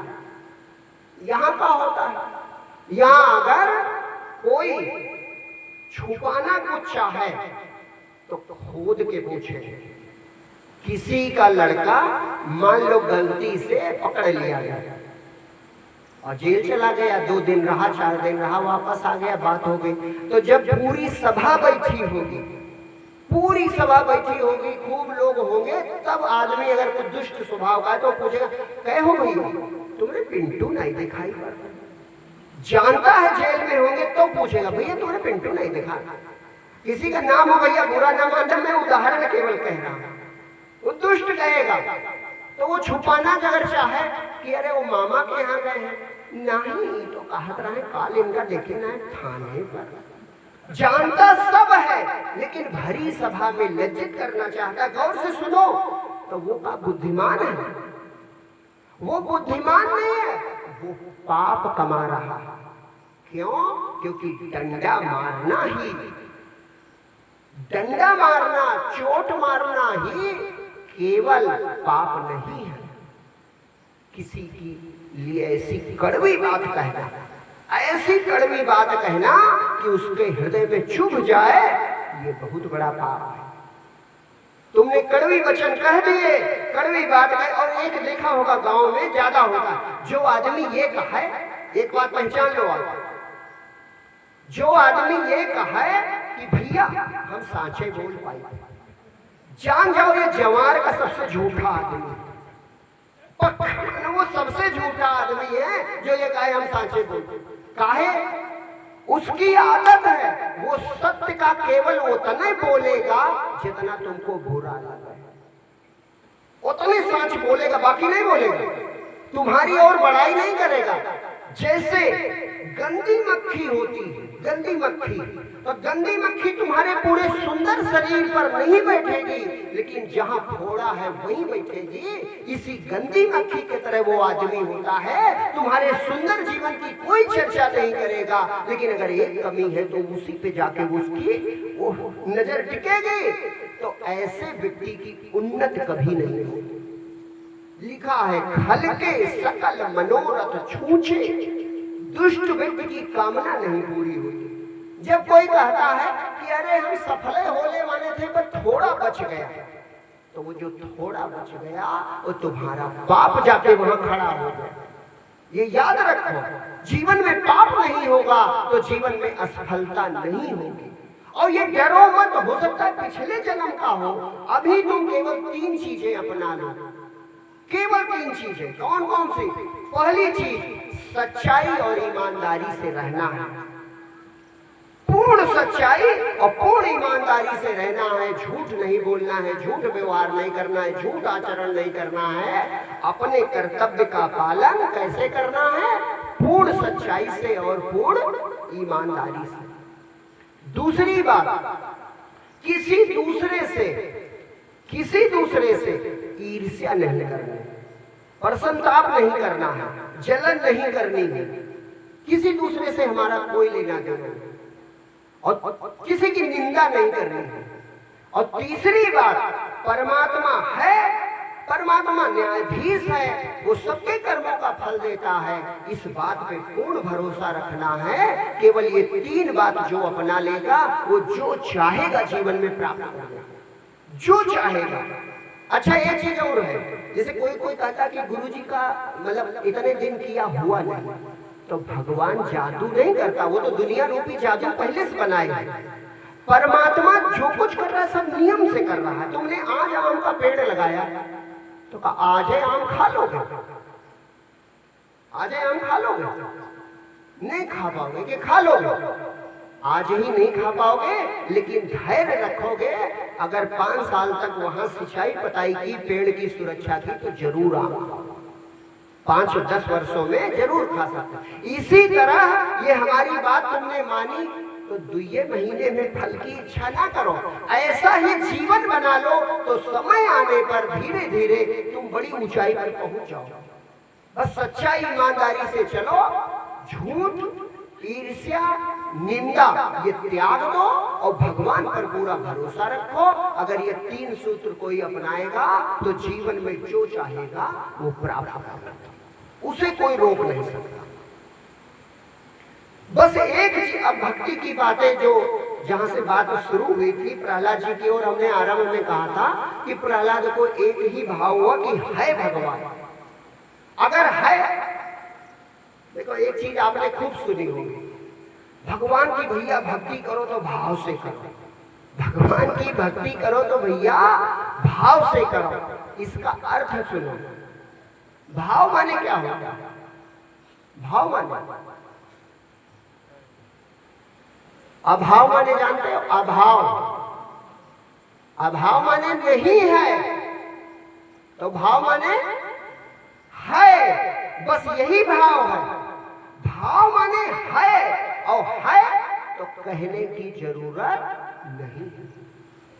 वो है इसलिए श्वास चला रहा है, वो है इसलिए भोजन पचा रहा है, वो है उसी ने शरीर का निर्माण किया है, उसी ने प्रकृति का निर्माण किया है। तो जो है और जो सब कुछ जानता है। तुमने कहा था कि अंदर के अंग जो हैं कि ऐसा करना भगवान, एक छोटी आंख देना, एक बड़ी आंख देना, और 2 फेफड़ा दे देना, 32 दांत देना, 2 कान देना, 2 आंखें देना, मांगा था क्या है? तो इतनी जरूरी चीजें उसने दे दी। और फिर ये शरीर कैसे चलेगा? तो सबसे जरूरी प्राणवायु, सब जगह उपलब्ध है। उससे कम जरूरी जल मुफ्त में उपलब्ध है, उससे कम जरूरी भोजन उसने खूब प्रचुर मात्रा में पैदा कर दिया। तो वो पहले से जानता है तुमको क्या चाहिए, तुमको क्या चाहिए। वो परम पिता जगत पिता पहले से जानता है, उसने सब व्यवस्था कर दी, लेकिन तुमको दिखाई नहीं पड़ता। जब वो पहले से जानता है तो तुम्हें चिंता करने की कोई जरूरत नहीं है। लेकिन ये जो चिंता है ये केवल एक चीज, अविश्वास। अविश्वास कि कहीं ऐसा ना हो हम अच्छा करें कोई जान ना पावे। तो अच्छा करने में आदमी नगाड़ा पीटता है। अच्छा करने में कोई 4 कंबल बांटेगा और 4000 केवल टेंट लाइट में खर्च कर देगा। कहे जान तो जाओ, पता नहीं भगवान जाने की न जाने। वो फल तुरंत ही चाहता है। अपने यहाँ कहा गया है कि भलाई अगर दाहिना हाथ करे तो बायां जान ना पावे, वो भलाई है।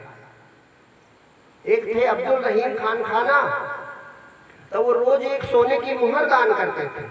तो एक बार तुलसी से मिले तो तुलसीदास जी ने कहा, देखा उनको देते हुए, तो बड़े लज्जित भाव से तो कहा कि कहो रहीम कहां से सीखी, अजब अनोखी दे, ज्यों ज्यों कर उठे उठे तो नीचे नहीं। तो उन्होंने कहा देने वाला देता है, देता है दिन रैन, और लोग भरम हम पर करें याते नीचे नहीं। वो दान है। दान का मतलब दूसरे को नहीं दे रहे हो, अपने को जब दिया जाता है तो वो दान होता है। अगर दूसरे को दे रहे हो तो वो दान नहीं। तो अगर पूर्ण भरोसा है, पूर्ण भरोसा, तो फिक्र करने की जरूरत नहीं, चिंता करने की जरूरत नहीं है। चिंता तभी होती है जब भगवान पर भरोसे की कमी होती है। अगर पूर्ण भरोसा है, अगर पूर्ण भरोसा है तो भगवान के प्रति तो चिंता किसी प्रकार की करने की जरूरत ही नहीं। एक भजन सब लोग साथ में बोलो, फिर आगे की कथा। कि काहे फिक्र करे,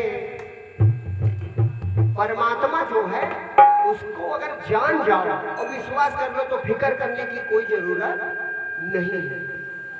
कि काहे फिक्र करे, वह पल पल रखता ध्यान तेरा है। काहे फिक्र करे, वह पल पल रखता ध्यान तेरा है। काहे फिक्र करे, वह पल पल ध्यान तेरा है।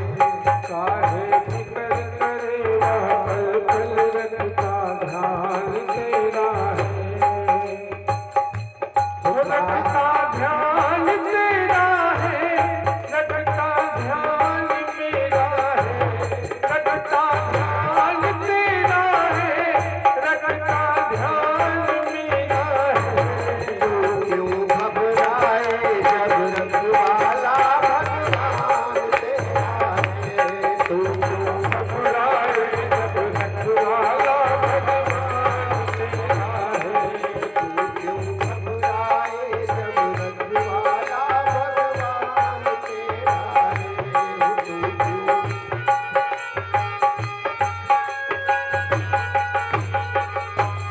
काहे फिक्र करे, जब पल पल रखता ध्यान तेरा है। काहे फिक्र करे,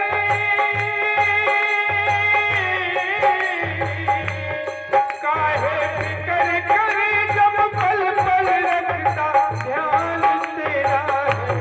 तू क्यों घबराए जब रखवाला भगवान तेरा है। तू क्यों घबराए जब रखवाला भगवान तेरा है।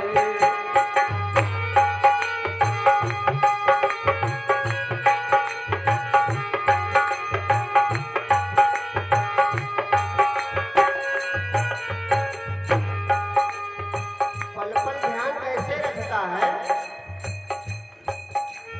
वही तेरी श्वास चलाता, वही तेरी श्वास चलाता, वही तेरी श्वास चलाता, वही तेरी श्वास चलाता। सबसे जरूरी चीज थी श्वास। और अगर भगवान कह देते कि देखो भैया 2 फेफड़े दे दिए और और श्वास नली दे दी, नाक भी दे दी और बाहर ऑक्सीजन भी भर दी। अब तुम्हारा काम श्वास लेते रहना, तो मर जाते हम सब। तो उसने कहा ये बेचारे श्वास तो ले नहीं पाएंगे, तो ऐसा प्रकृति ने यंत्र बनाया कि श्वास खुदे चलती रहती है, सोओ चाहे जागो, चाहे झगड़ा करो, चाहे भगवान को गाली दो, लेकिन वो श्वासें तुम्हारी चलाता रहता है। तुम रोटी खा सकते हो, लेकिन रोटी को रक्त वही बनाता है। वही तेरी श्वास चलाता, वही तेरी श्वास चलाता, वही तेरी श्वास चलाता, वही तेरी श्वास चलाता। रुधिर नसों का वह दौड़ाता, रुधिर नसों का वह दौड़ाता, रुधिर नसों का वह दौड़ाता, रुधिर नसों का वह दौड़ाता। रूप नयन में सब श्रवण में, रूप नयन में सब श्रवण में, रूप नयन में सब श्रवण में, रूप नयन में सब श्रवण में। कंठ में वह वाणी जग जाता, कंठ में वह वाणी जग जाता, कंठ में वह वाणी जग जाता। हृदय चलाता तन मन जीवन,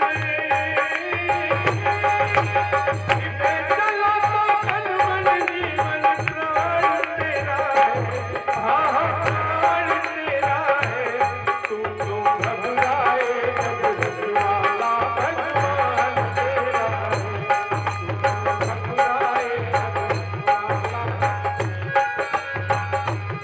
काहे फिकर करे,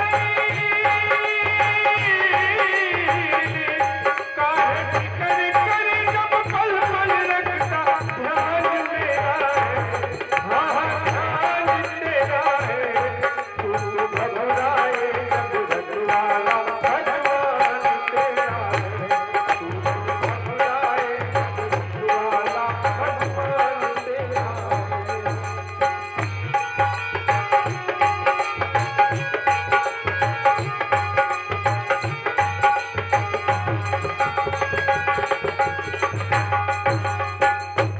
है वो कहाँ?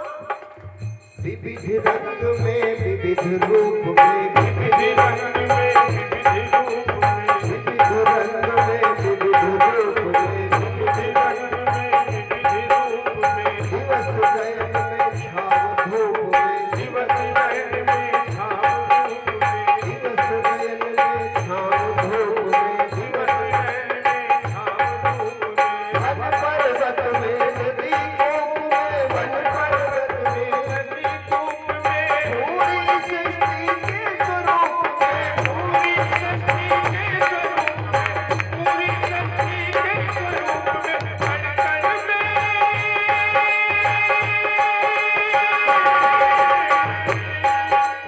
कण कण में दुनिया के प्रभु, कण कण में दुनिया के प्रभु। बुद्धिमान मेरा है, हाँ बुद्धिमान मेरा है, तुम्हें क्यों घबराओ जब रखवाला भगवान तेरा है, तुम्हें क्यों घबराओ जब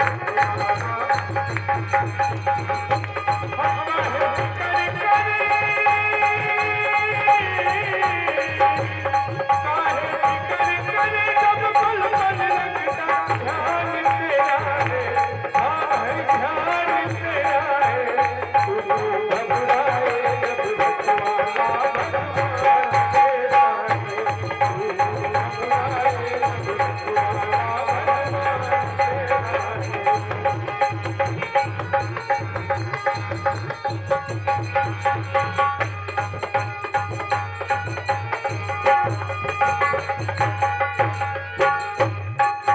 और वो करता क्या है? रीति प्रीति की सदा निभाता, रीति प्रीति की सदा निभाता, रीति प्रीति की सदा निभाता, रीति प्रीति की सदा निभाता। रिश्ते उसे निभाना आता, रिश्ते उसे निभाना आता, रिश्ते उसे निभाना आता, रिश्ते उसे निभाना आता। स्वामी सेवक सखा सारथी, स्वामी सेवक सखा सारथी,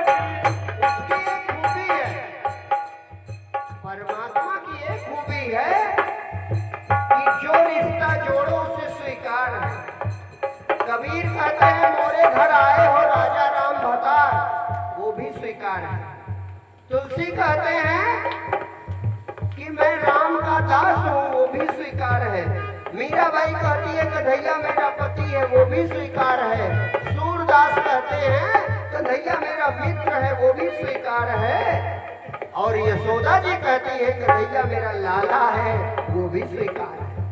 अर्जुन कहता है प्रभु रथ हाथ, तो वो भी स्वीकार है। मतलब कोई भी रिश्ता जोड़ लो वो निभा देगा। रिश्ते उसे निभाना था, रिश्ते उसे निभाना था, प्रीति प्रीति की सदा निभाता, प्रीति प्रीति की सदा निभाना, प्रीति प्रीति की सदा निभाता। प्रीति प्रीति की सदा निभाना। स्वामी सेवक सखा सारथी, स्वामी सेवक सखा सारथी, भक्त हेतु सब कुछ बन जाता, भक्ति है कुछ बन जाता, भक्ति है सब कुछ बन जाता।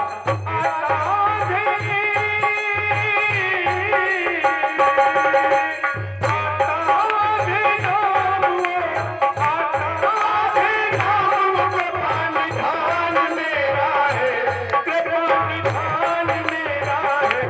मैं क्यों घबराऊं जब रखवाला भगवान मेरा है। मैं क्यों घबराऊं जब रखवाला भगवान मेरा है। काहे फिकर करे, काहे फिकर करे जब पल पल रखता ध्यान तेरा है, रखता ध्यान तेरा है। तू तो घबराए जब रखवाला भगवान तेरा है। तू तो घबराए जब रखवाला भगवान तेरा है।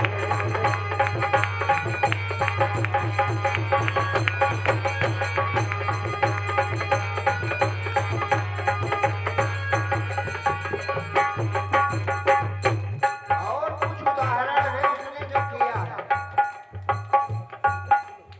गोद उठाकर सुगति दिला दे, गोद उठाकर सुगति दिला दे, गोद उठाकर सुगति दिला दे, गोद उठाकर सुगति दिला दे।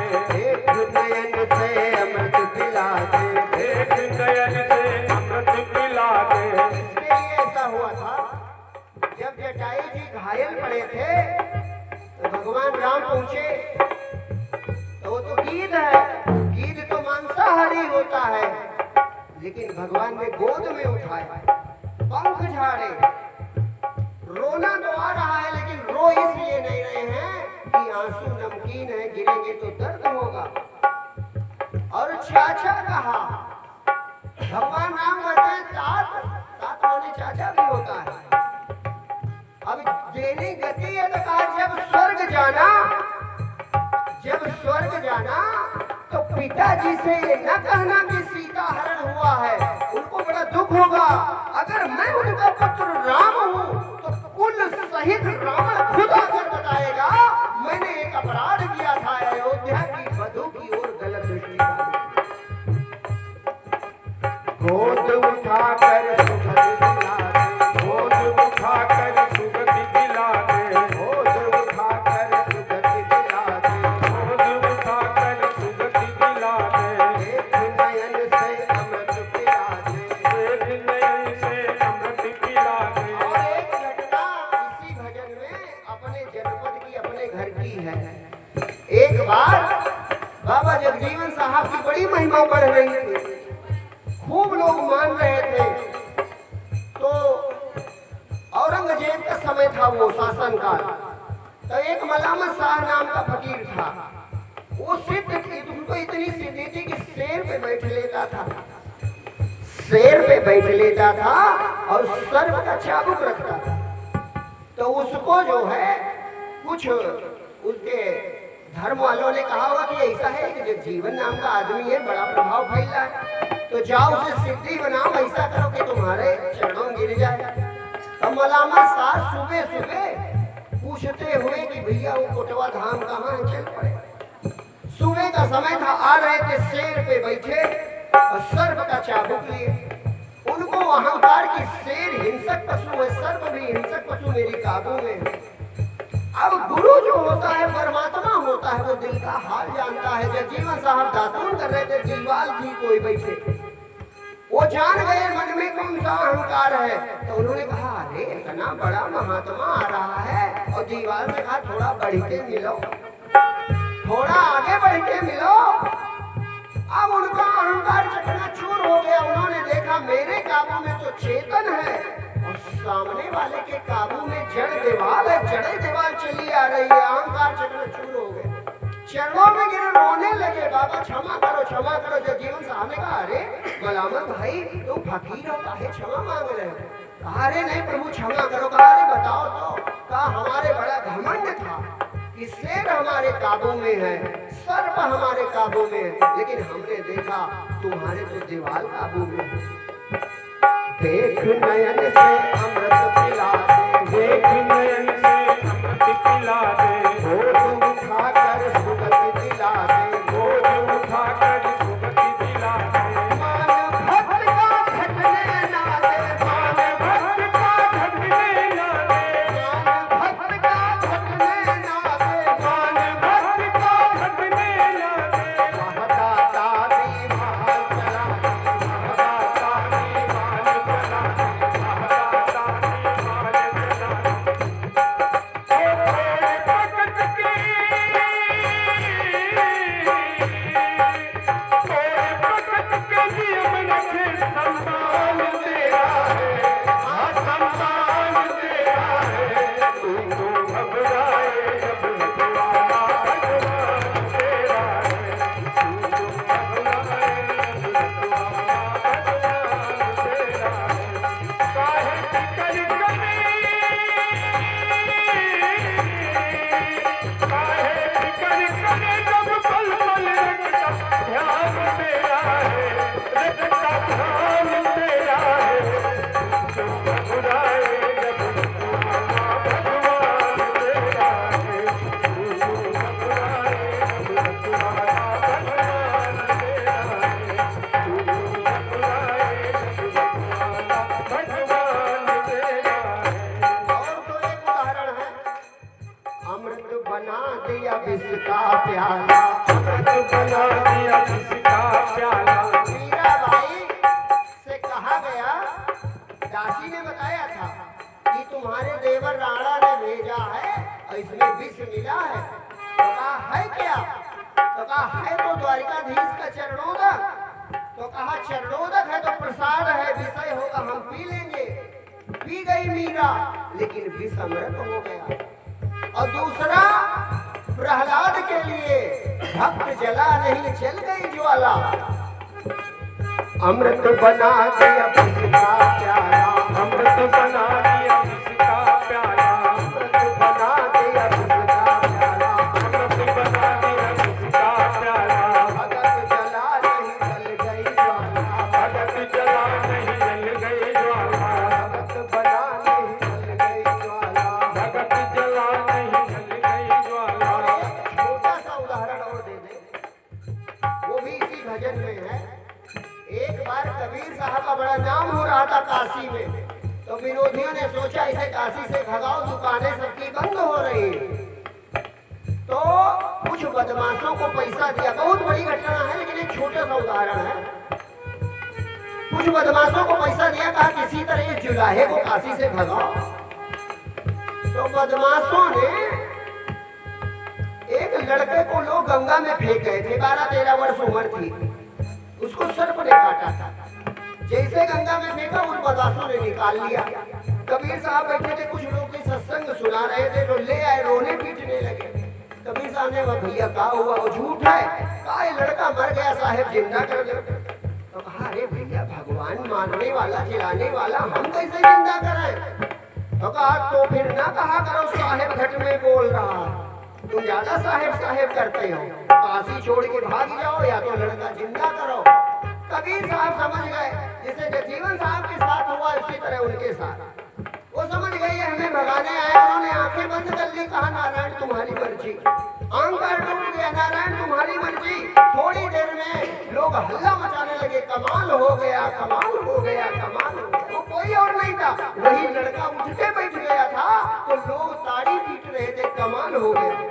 जादू देखो। उस लड़के ने कहा जब कमाल हो ही गया है तो अब कहीं और नहीं जाएगा, वही उनका लड़का कमाल हो गया। अमृत बना दिया इसका प्याला, अमृत बना दिया इसका प्याला, अमृत बना दिया इसका प्याला, अमृत बना दिया इसका प्याला। भक्त जला नहीं जल गई ज्वाला, भक्ति जला नहीं जल गई ज्वाला। मृतक पुत्र को जीवित कर दे, मृतक पुत्र को जीवित कर दे, मृतक पुत्र को जीवित कर दे, मृतक पुत्र को जीवित कर दे। भगत हेतु वह मुरली वाला, भक्ति हेतु वह मुरली वाला, भक्ति हेतु वह मुरली वाला। भक्तों हेतु दौड़ता आया, भक्तों हेतु दौड़ता गया, निधान तेरा दया निधान मेरा है, तू तो घबराए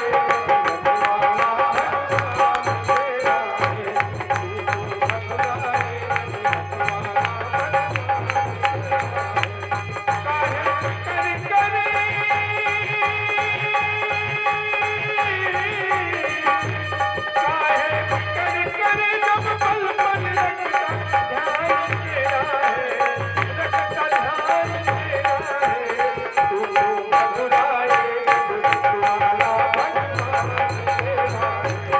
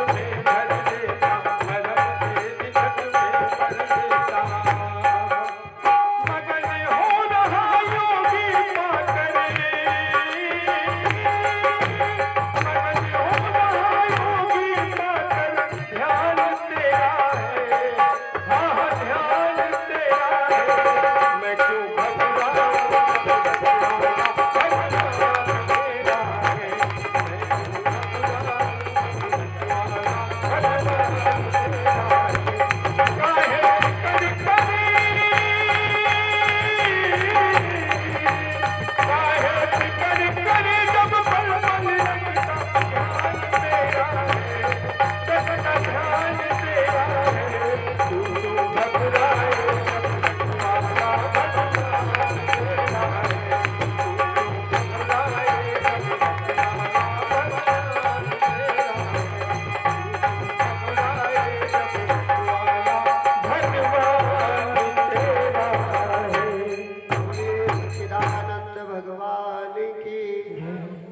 तू क्यों घबराए जब रखवाला भगवान तेरा। अब भगवान की ही कथा की ओर बढ़ते हैं। जो रखवाला है हम सबका, उसके जन्म की कथा आज होनी है। कल जन्म के हेतुओं का वर्णन हो रहा था, उसमें नारद जी की कथा आई थी और उसके बाद भगवान शंकर पार्वती जी से जो अनेक हेतु बताते हैं, उनमें अंतिम जो हेतु बताते हैं वो कहते हैं कि मन शत्रुपा ने भी हमारे